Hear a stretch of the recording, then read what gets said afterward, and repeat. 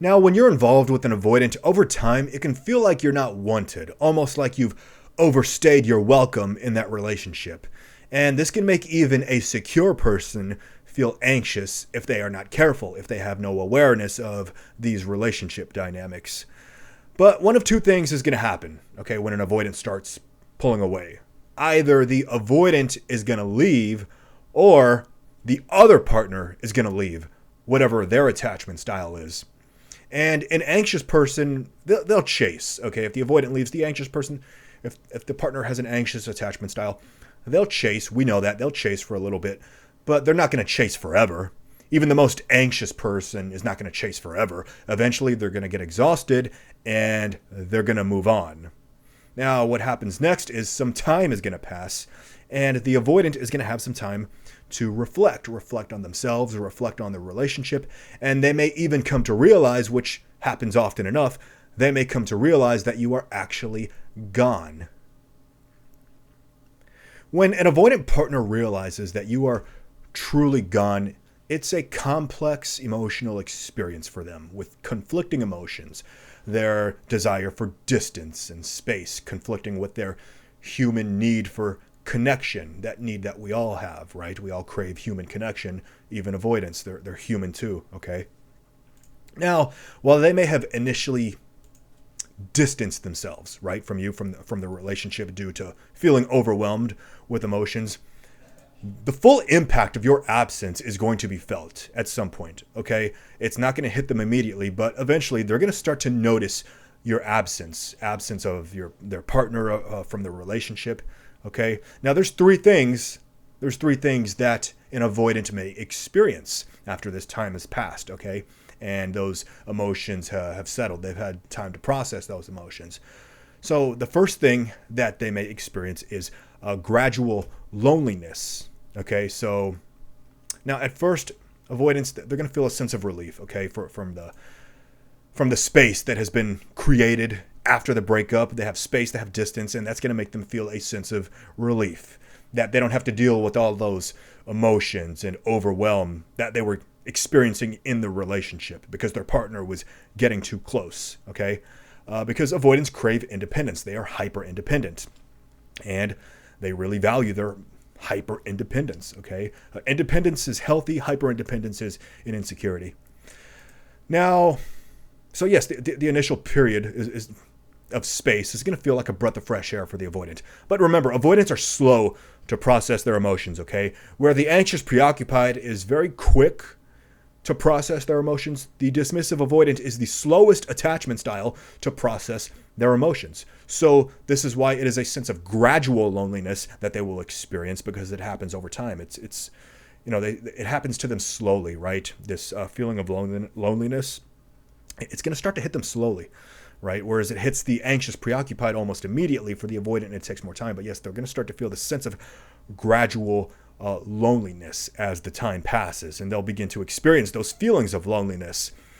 And yeah, that emotional connection that they pushed away is going to leave a void in their life, okay? And they may try to fill that void.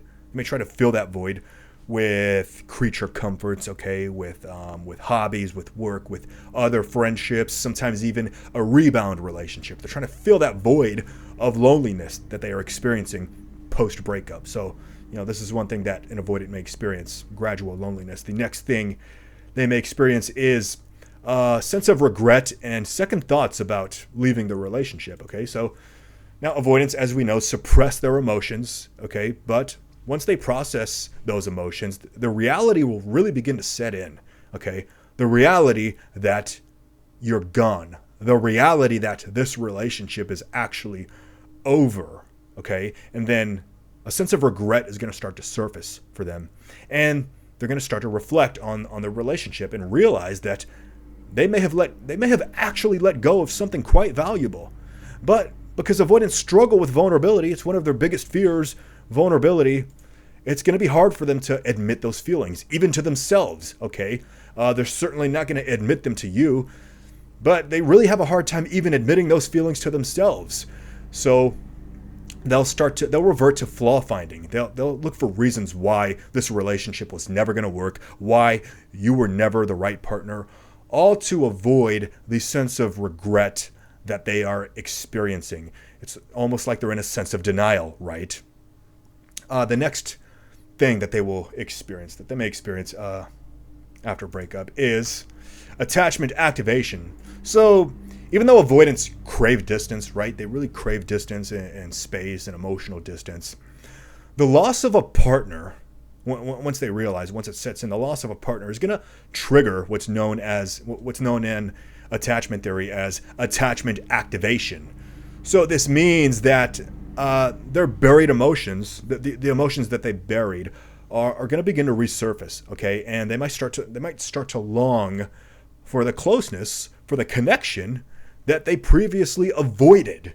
Okay, they avoided that connection, the connection they had with their partner. They created so much distance. But once attachment activation is triggered, well, now they want that connection.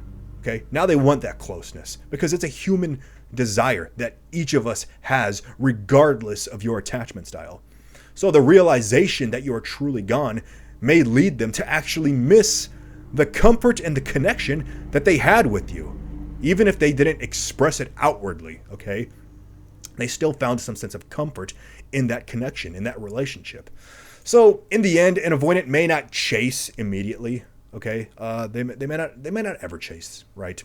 They may not ever express any of these feelings that these three experiences that we just went over. They find it very hard to express their feelings, to be vulnerable. They see this as a sign of weakness. But the emotional impact of your absence, the emotional impact of realizing that this relationship is actually over, it's often much deeper than what it seems on the surface, right? We talk about why avoidants appear to have moved on so quickly, like the relationship meant nothing to them. But no, the emotional impact is actually much deeper than what you would see on the surface. They just don't really express it.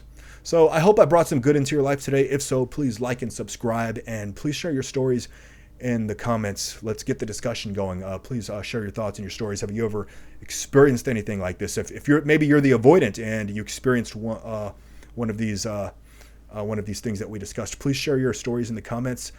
And if you think this video might help somebody, please share it with them. And until next time, you take care. I'll see you in the next.